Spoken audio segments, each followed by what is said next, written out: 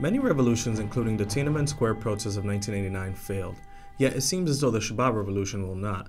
In fact, the face of Bangladesh is now looking like the face of France during the 1789 revolution. As millions of Bangladeshis are congregating in Shabab Square, demanding the death penalty for war criminals, millions more want to know what role Nobel laureate Muhammad Yunus played in the 1971 war against Pakistan. I invite you to read The Role of Muhammad Yunus in Bangladesh Liberation War and Thereafter, as published in the Financial Express, written by Rashidul Bari, voiced over by Michael Arias. While millions of his supporters, including Biplabi Binod, Bihari Chaudhry, and Hillary Clinton, respect Muhammad Yunus as a freedom fighter and as a champion of the poor, some outliers, including Prime Minister Sheikh Hasina and Amma Muhith, think he's nothing but a, quote, bloodsucker of poor people, unquote. Who is right, Clinton or Hasina? Let's see. Yunus, a Fulbright scholar with the flair of a comrade and a classical economics student of Vanderbilt University, schooled in the tradition of Adam Smith and Karl Marx, was actually a gifted writer who became a revolutionary journalist during the Bangladesh Liberation War. During this 9-month-long war, which started in March 1971 and ended in December 1971, the Pakistani army killed more than 3 million Bengalis. To fully understand the role Yunus played before and after the Liberation War, it is important to know what actually led him to become the editor of Bangladesh newsletter before the war and what led him to found Grameen Bank after the war. Only an investigation of Bangladesh newsletter's contribution to the defeat of Pakistan and Grameen Bank's contribution to defeating poverty will help us understand the nature of Yunus's attempt to make the long-cherished dream expressed in Amar Shonar Bangla a reality. Yunus was born in 1940 in East Bengal, now Bangladesh, in what was then British India. Several major developments altered the framework of the South Asian subcontinent within the first 7 years after Yunus was born. The year 1947, in fact, opened with the end of British Empire, which led to the creation of India and Pakistan. Although East Bengal was culturally and ethno-linguistically tied with India, geographically it became the eastern limb of a Pakistan state based on Islam. Bengali politicians had assumed that the East would emerge as an economic power as a result of identical religion. However, these dreams were short-lived. In fact, it became a nightmare when Pakistan unofficially imposed economic discrimination against its East wing. The destructive consequences for Bengalis were severe socially, politically, economically, and psychologically. Nationalism emerged as a tool to deal with segregation, and Sheikh Mujibur Rahman became its leader. Bengalis deeply despised discrimination and were willing to take great risks to gain independence. This nationalist spirit was given high visibility in the Bengali nationalist revolt led by Mujib during the 6th decade of 20th century. Mujib was arrested on March 26 and flown to West Pakistan for trial. Meanwhile, Major Ziaur Rahman, an army officer, proclaimed the independence of Bangladesh on behalf of Mujib. Then war broke out. Many organizations formed outside Bangladesh to support the war. Unity as a people and pride in the Bengali heritage led to the creation of the Bangladesh Citizen Committee in the United States, led by Yunus, who then was teaching economics from 1969 to 1972 at Middle Tennessee State University. Over the next few months, he wrote articles in newspapers, appeared on American television, and arranged a demonstration in front of Capitol Hill to promote the message of Mujib, who by then was regarded as father of the nation with an international angle. Like Marx, Yunus then turned to journalism, and for a while he was the editor of Bangladesh newsletter, which he regularly published from his Nashville apartment. Yunus's article against Pakistani genocide was widely lauded in the Bengali community, as well as in mainstream newspapers. Yunus was also involved in organizing a major charity concert, the Concert for Bangladesh, with George Harrison, Ravi Shankar, and Bob Dylan on August 1, 1971 in Madison Square Garden, which caught worldwide attention regarding the Pakistani genocide in Bangladesh. He followed with increasingly more radical articles throughout the war, from August 1971 to January 1972, producing a 10-part series on empowering opposed Bengalis. His prophecy inspired Bengali Americans, and this positive response to the article served to increase the paper circulation. Soon his apartment became the hub of the North American-based Bengali nationalist movement. Just as the fledgling U.S. owed its final victory to the timely military intervention of France at Yorktown, so did Bangladeshi independence came about as soon as it did because of the swift and successful campaign against West Pakistan from India, Europe, and the USA. However, the Bengali freedom fighters gave more than did anybody else, in the form of their lives in staggering numbers, to make a reality of the long-cherished dream of Shonar Bangla. Finally, the state of Bangladesh was born at the end of a 9-month liberation struggle, in which more than 3 million Bengalis died at the hands of the Pakistan army. This was the 16th of December 1971. Meanwhile, Yunus was caught up in the euphoria of nationalism. his country fought against Pakistan to become a state based on equality, justice, and social harmony, echoing the sentiments dear to heart of every Bengali. Now, it was no longer ruled by British or Pakistani dictators, but by its own people. This was why Yunus returned home, to join his countrymen who had been working tirelessly to rebuild the nation. However, by then, the country's economic structure was on the verge of collapse.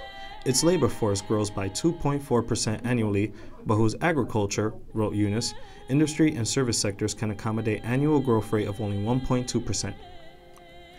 It is worth noting that agriculture was the biggest economic sector, which itself supplied more than 80% of the rural employment. Intending to address these issues, Yunus joined as a head of the economics department at Chittagong University, which was located in the southeastern edge of the country. However, by then, the country had already been caught up in famine resulting from years of segregation and the 1971 Liberation War. Upon witnessing such hungry people, Yunus lost interest in the abstraction of classroom economics. In fact, he started doubting all the well-designed economic theories. He eventually abandoned these theories because nothing in them had a pledge for poor people. As a result, he went to Jobra, a remote village close to his university campus, to examine the real economics of a poor person's existence, in the belief that he would find a cure of poverty if he studied it from a close distance. He realized that these poor people of Jobra do not know magic that would allow them to rise from their impoverished roots to break the cycle of poverty. Hence, they deserve effective tools and skills. He founded a Grameen Bank to provide these types of tools, for example, means of production. In fact, Yunus nurtured Grameen with his two world-acclaimed concepts, microcredit and social business. There are actually two theories to explain the influence of Grameen. One, microcredit, an innovative way to spur entrepreneurship in poor people formulated in 1974, and two, social business, a visionary new dimension for capitalism in 1981. In my new book, Grameen's Social Business Model, a Manifesto for Proletariat Revolution, I show how these two concepts, for example, microcredit and social business, have gone from being theories to become an inspiring practice adopted by leading universities, for example, Glasgow University, entrepreneurs, for example, like Frank Ribaud, and corporations like Groupe Danone across the globe. One of the conclusions of Yunus's concept is that the poor are like a bonsai tree, and they can do big things if they get access to microcredit. However, that does not mean microcredit is the perfect remedy to end all poverty. Nevertheless, we have no better alternative. In fact, microcredit is just an economic theory that does not work unless one tries hard enough and goes the extra mile with it. In this way, microcredit is no different from education. One can succeed only if one puts in the extra effort. In fact, building more schools, for example in remote villages, does not educate everyone, although it does increase the chances of that happening. By the same token, Grameen does not turn everyone into a successful person, like Taslima Begum, for example. However, the microcredit loan it dispenses increases an individual's chances of rising out of poverty. For example, Taslima, who lives in the Shibanju Pasila, took a loan worth $1,500 from the Grameen in 1991 to help her husband Abu Hanif run a mechanic shop, and the two are now self-reliant.